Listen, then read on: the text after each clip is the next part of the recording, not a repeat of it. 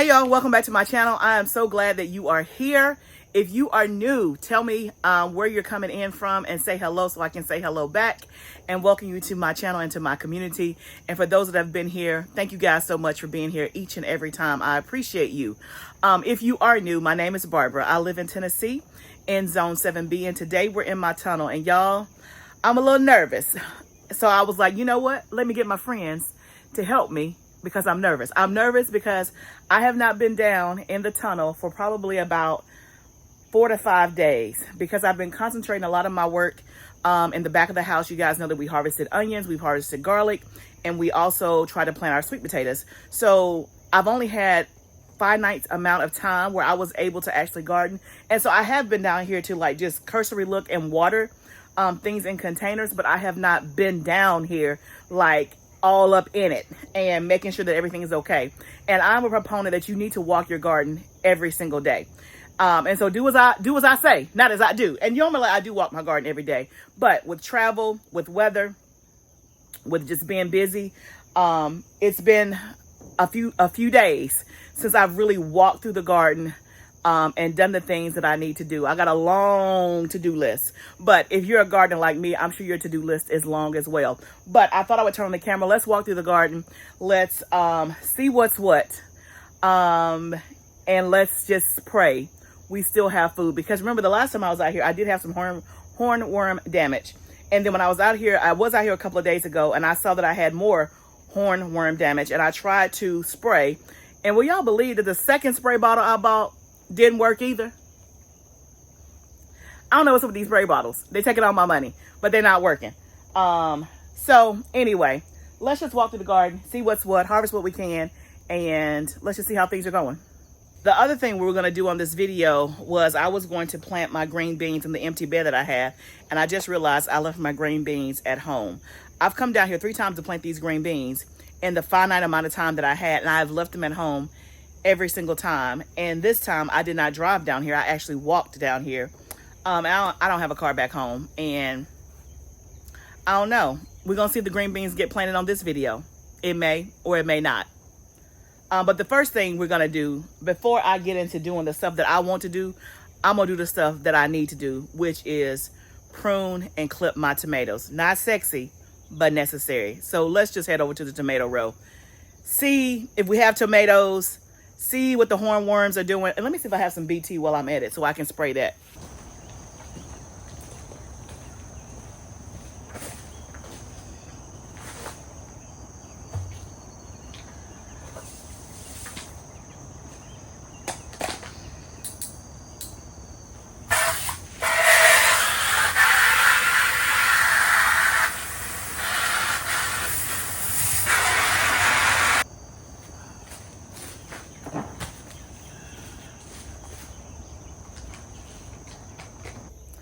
Okay, y'all, so I'm using my pump sprayer. I bought the pump sprayer for something different, but we're gonna see if this works.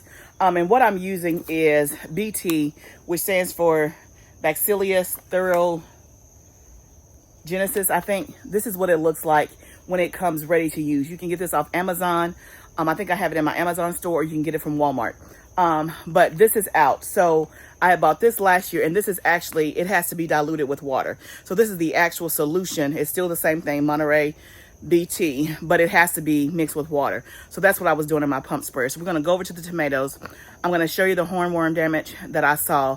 We're going to pray there's not much more, but we're going to spray the tomatoes to see if we can just get rid of them. Y'all, when I look down tomato row, I see tomatoes everywhere. The majority of them haven't started blushing. I've picked a few that's been blushing, mostly the cherry tomatoes. But this first row of tomatoes is looking pretty good. It still has, oh, that's a big one. Look at this big one right here.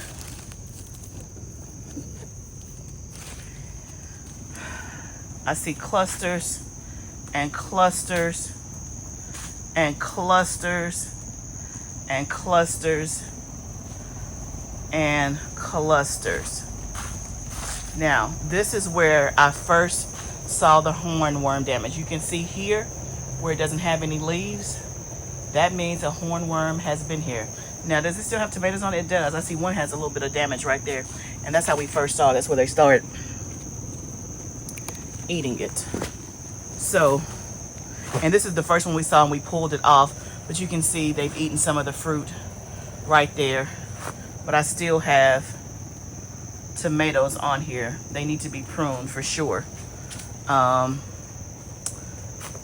then I see some hornworm damage right across from this as well on 4 actually. So this is the first one that we saw here, and this is about a week ago. Then when I came out 2 days ago, it was more right here. You can see that.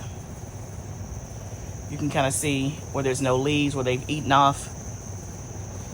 So it looks like I got 3. And I see one hornworm right up here at the top. There's one of the culprits right there.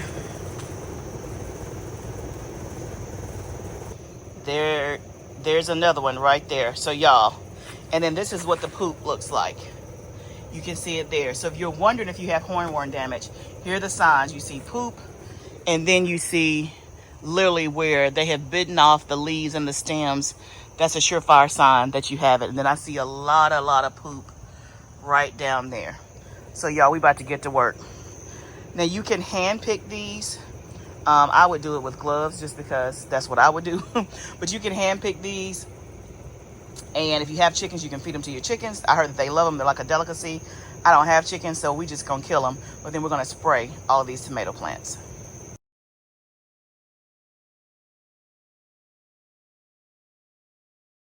Y'all, I just thought about it. It makes more sense for me to prune and clip my tomatoes and then spray, because I could inevitably be spraying something that is going to be pruned. So let me do that first, get that done, and then we'll come back to spraying.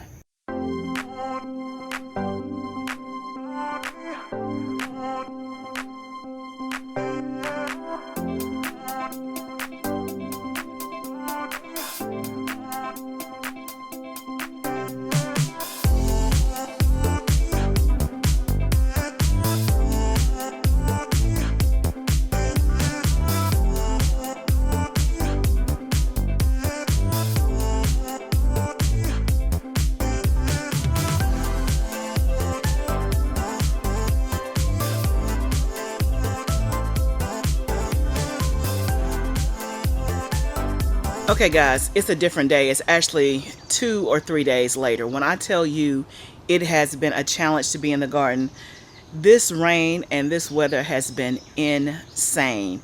I'm trying to do stuff in the back of the house as soon as the weather stops, and then I try to come down here and it's like thunder and lightning. It has been an extreme challenge. So we are back on this video doing the exact same thing. And y'all, I'll tell you, like, I am so behind when it comes to garden tasks that it feels overwhelming. And I'm sure if you are a gardener like me, you have felt that way before, where the to-do list is long and you have the will, like you want to do it, but something is getting in your way, whether it's time, job, children, parents, or in my case, the weather. It is just long. And then last night, or yesterday evening, I actually had time to come to the garden, and y'all, I mentally could not even get myself out here to come to the garden because I was just mentally tired just from the overwhelm of everything that I had to do.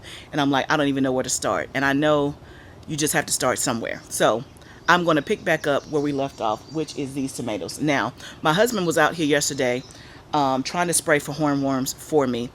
He said he picked off like 7 or 8, and then he did spray.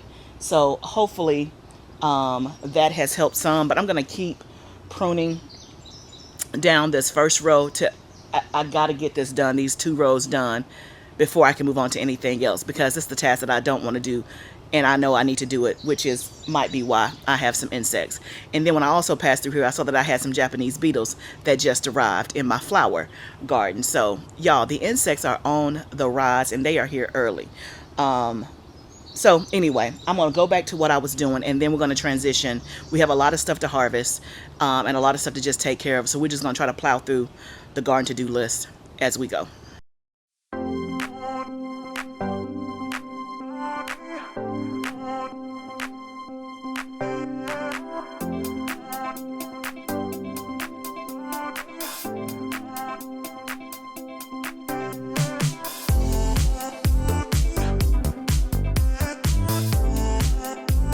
Finally, I got it all done for the tomatoes. I cut myself in the process and had to take a little detour back at the house. I could not find my first aid kit down here, but it's done. Let me show you, and then we're gonna get a chance to do something fun, which is harvest the tomatoes that are ready. Okay, so I did both rows. I don't know if you can even tell, but there is open space all throughout.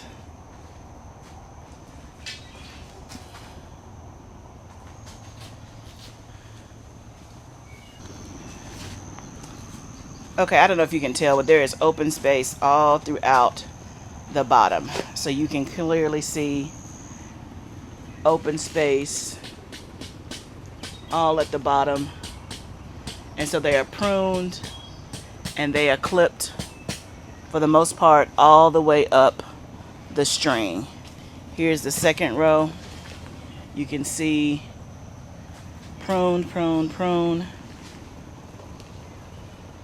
Open space, which is going to be great to help lessen the risk of disease. Okay, so the reason why you want to make sure that you keep the bottom, I would say 18 inches to 2 feet open, is because as you're watering, whether you're on drip or whether you're manually watering, you don't want to water the bottom leaves, because that's what's going to help create or carry disease and all that. Y'all don't even know if you hear it. It just started raining. Like literally, this is how it's been for the last, really all the last 2 months. We've had April showers, May showers, and now we're having June showers. And in this area, it's usually 98 degrees and above. It has not reached 90 yet. According to the forecast, it's supposed to do that this weekend. But y'all, the rain is getting dark. It ain't even time for it to be dark. It's dark outside and it's raining. But we're gonna stay put in here for a few more moments, because what we're about to do is do something that we want to do, which is harvest these. I only have cherry tomatoes that are blushing, but let's go through and see how many cherry tomatoes we can get.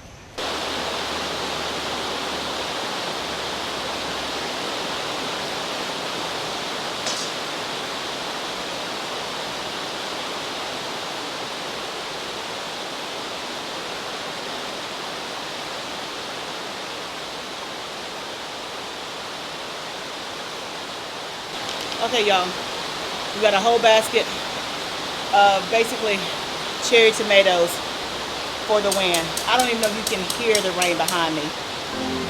It's incessant and insane. But we got some cherry tomatoes. Now I see some jalapenos ready to be picked, so let's pick those.